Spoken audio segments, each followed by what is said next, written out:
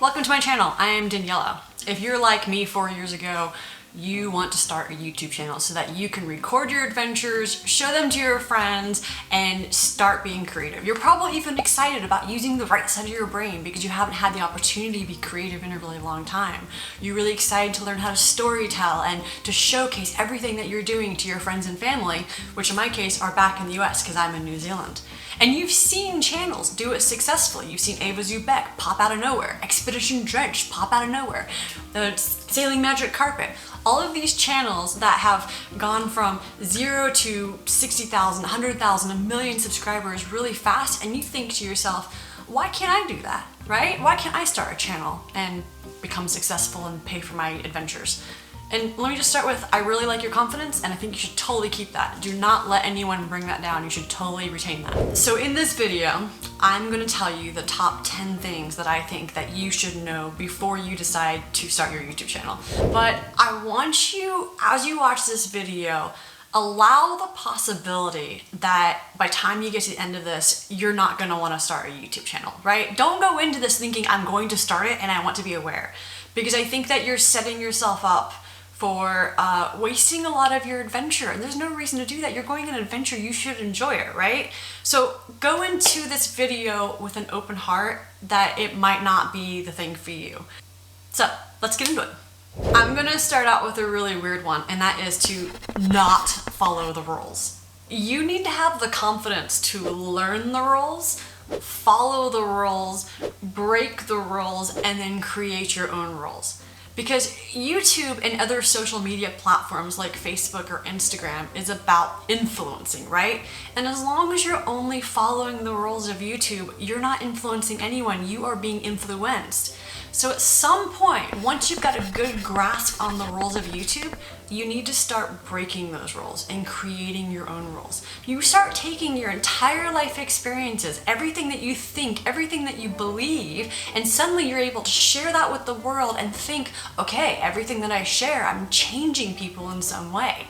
Let me give you an example of that. When I first started my YouTube channel, everything that I heard, everything that I read, everything that I was told was that the sailing community is one where people are dreaming and they're going out there and they want lighthearted content that makes them inspired to want to go out and go sailing, right? That's how I joined the adventure YouTube area. I started with sailing.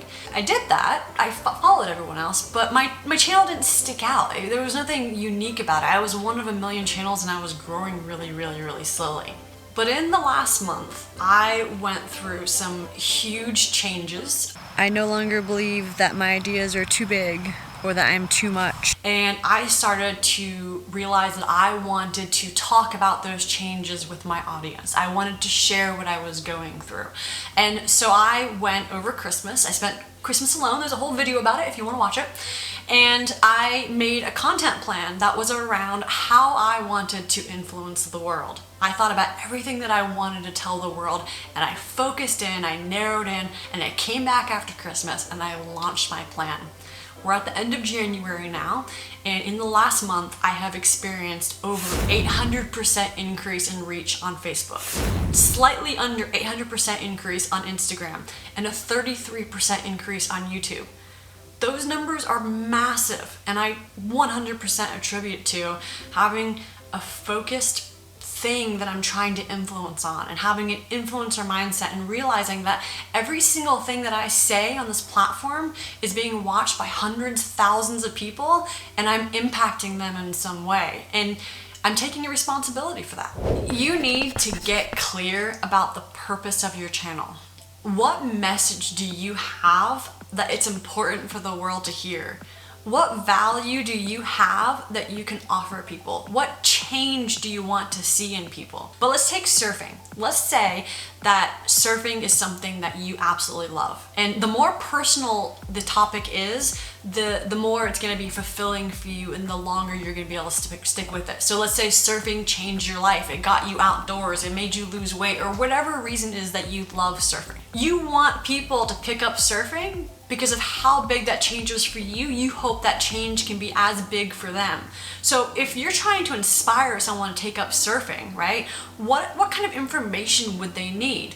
They would want inspiration. They would want to know how it feels. Why would you do it? What kind of changes did you experience? How much does it cost? Where can you go to do it? Can you fit it? Suddenly, there's a whole realm of information that you can provide around this one topic. But the focus of your channel, the focus of each video is transforming people into people who love surfing and get really clear about your idea of why. The other side to it though is that you also need to get clear about what passion would make you money, right? Because ultimately I think most of us are doing this YouTube thing with the hopes that it will become sustainable and we can keep adventuring. And I actually have a full branding exercise that you can find through my Patreon account, or eventually when I release my YouTube course, a year, 2 years, 3 years, who knows, it will be in that course as well. So you can go on Patreon, $2.50 a month, it's super cheap. Because not everything is monetizable, and not everything is gonna be monetizable at the amount that you wanna make. So passion and monetizing.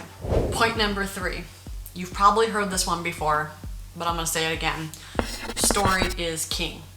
And good storytelling is about taking your audience on an emotional journey. It could be the emotional journey that you experienced when the event was happening, or it could be an emotional journey that you want to take them on.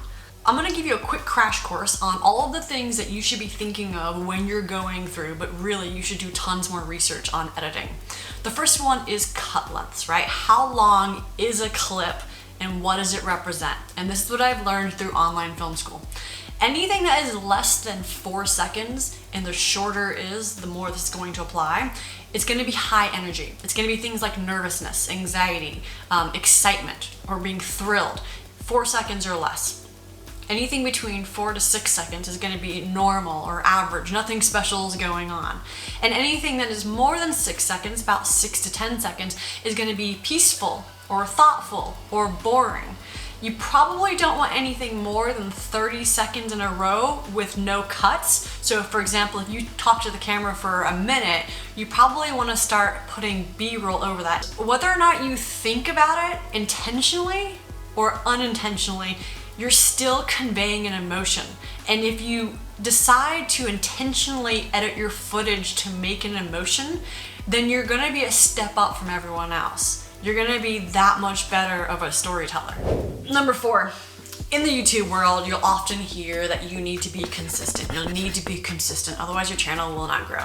You do not want to produce consistent content until you have a base level quality. In fact, you probably don't want to publish your videos at all, in my opinion, until you have a base level quality. Because if your videos are really crap and you start out, you're gonna lose people real fast, or they're just not gonna come back. That said, the caveat to that is, if you're not going to do YouTube unless you publish them, then just do it. Don't listen to me, just go do it. I think it's better to start. Consistency is not just about creating consistent videos, it's also about creating a consistent experience, right? You need to create an experience so that people want to watch video after video after video, and they know what to expect from your channel. They know that you're always going to be talking to the camera. I'm getting to know you, I'm not getting to know this place, or I'm getting to know this place, and every video is gonna be about the place, not about you. Again, another caveat, because I love caveats apparently. Your first 30 videos, I think you should just go crazy. I think you should just do whatever the hell you want. And then after about 30 videos, you're gonna wanna zoom in on what kind of content you wanna create. And it could be that you learn your audience likes a specific type of video, or that you like making a specific type of video. But make about 30 videos where you're just doing whatever the hell you want, and then from there, decide. All right, I felt that I had to throw this one in there because I wish someone had told me this very specifically, right? I'm talking to adventure vloggers. I'm talking to people who are sailors, who are hikers, who are trampers, who are van lifers. This is specifically aimed at them.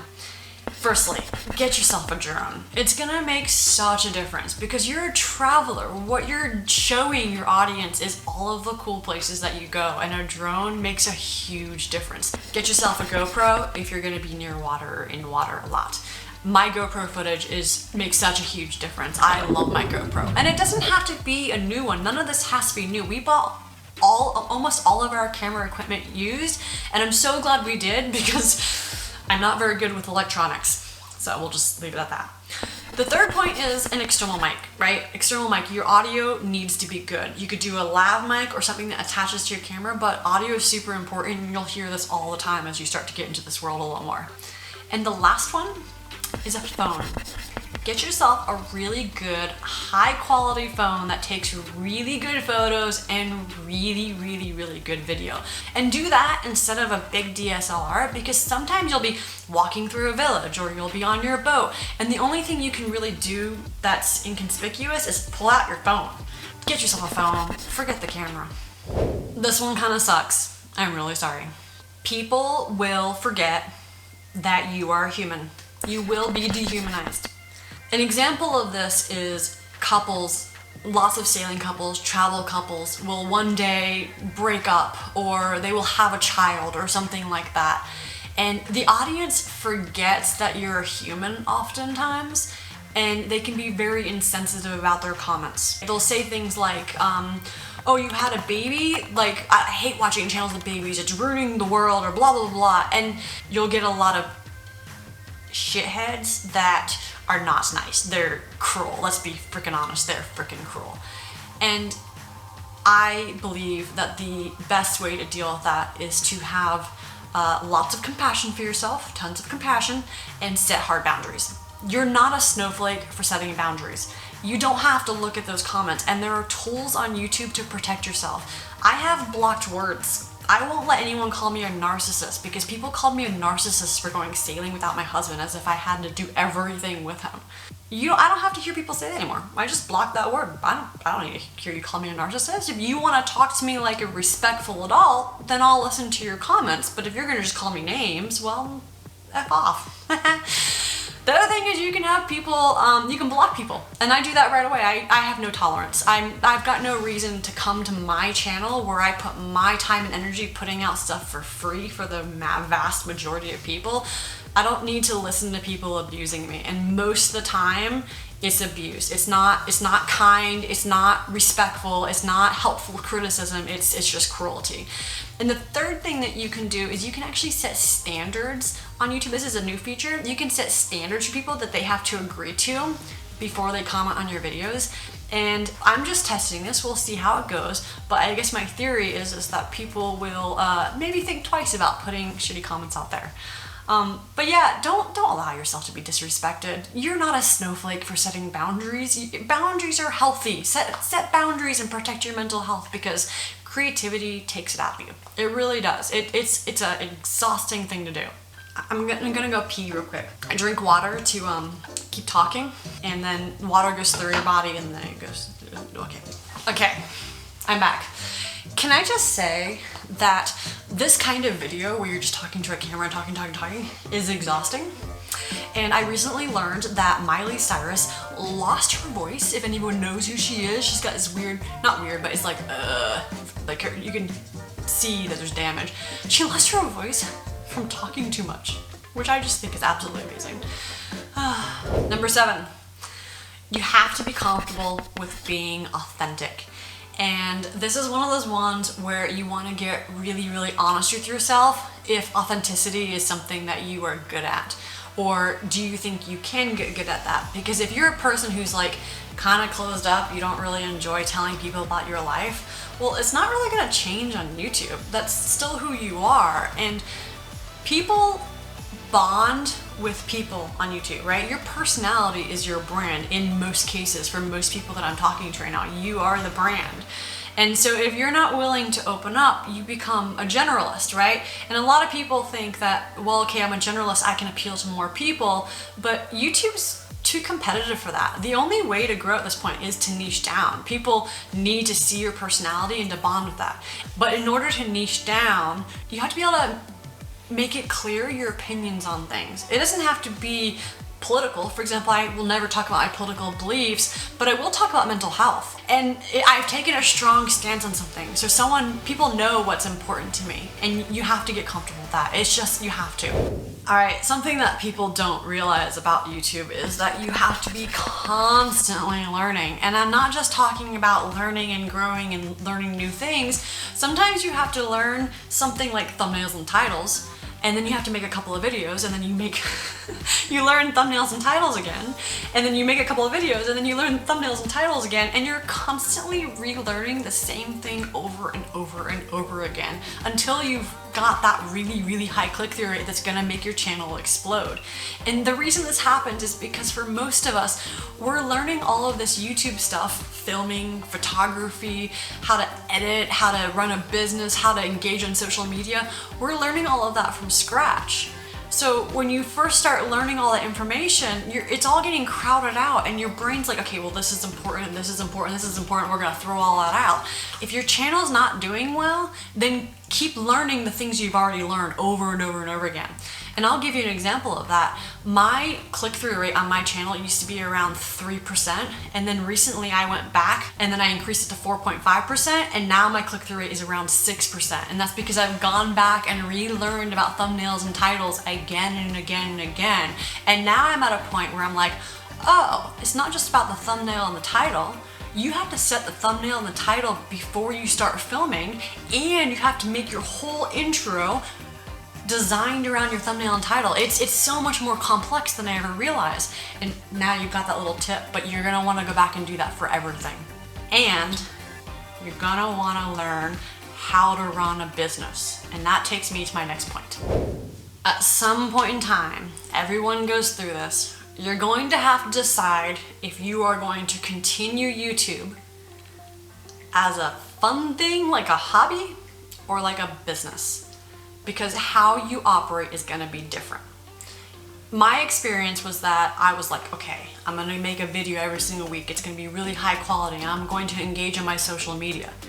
And then you get to a point where you're like, oh my God, this is so much time and effort. It's detracting from my experience. Do I want to keep doing this? And the reality is that if you're gonna run it like a business, it's gonna take at least minimum 40 hours per week. It's gonna drain you if you're not in it for a business, if you're not thinking about it like a business. And thinking about it like a business is a really good way to learn how to provide value to your audience. But otherwise, you're just recording your journey and you're letting people know what's going on. Around 50 to 80 videos is around when you make this choice. Once you've made 50 to 80 videos, you're gonna wanna decide, am I doing this for fun or am I doing this for a business? And then if that's the case, you're gonna wanna go back to step number 2, and you're gonna wanna rebrand or figure out if your brand still aligns with everything that you're doing, and then you're gonna wanna pivot. And that could be a whole new video in itself, how to pivot a channel, but you're gonna wanna pivot. All right, my last and final point, the one that is the most depressing. If you decide that you want your channel to be a business, you should know that it's going to affect your life. It is seriously going to affect your life. The same way if you're gonna go to work and you're gonna be sitting at a computer every day and you can't go out with friends because you gotta work, you got a project that's due, the same thing happens with YouTube. It's exactly the same. And if you're an adventurer and you're doing that full time, it's going to affect the choices you make along your journey. One example is we lived on a boat and we had solar panels, and whenever it rained, we didn't have enough power in our batteries, so we ended up having to go on shore and find electricity so that I could edit a video. But then we were on shore using electricity, and so we didn't have any. You have to keep putting out YouTube videos. It's gonna affect your life. It's inevitable. It's going to affect your life, and that's why I think it's really important to get real about expectations, because, you know, it's just the reality of being a YouTuber. So if you've made it this far in the video, you might be thinking to yourself, why the hell would anyone start a YouTube channel? Why would you give up your privacy and be harassed and constantly working on YouTube? Your time, your energy, your money. Why would you do that and start a YouTube channel? Why? For me, it fulfills me. It's as simple as that. It meets my needs. I really care about community. I really love my community. I love my audience. I get along with them. I've met up with so many of them. They're amazing. I need to be creative. I need a creative outlet. I love telling stories. I have a message that I want to get out to the world, something that's really important to me. I have a strong sense of purpose. I've always wanted to be an entrepreneur. I've started multiple businesses that have not actually been successful, but have brought me to this place where I've got this knowledge and finally a purpose that I can latch onto and apply that knowledge to. I love doing YouTube. I've never felt more fulfilled in my entire life. And this is what I would challenge for you. Sit down and be really honest with yourself and think about whether or not this is something that could potentially fulfill you or not. In your last job, what are the things that you didn't enjoy? In your last job, what are the things that you did enjoy? Are you the kind of person who wants to constantly learn and grow and innovate?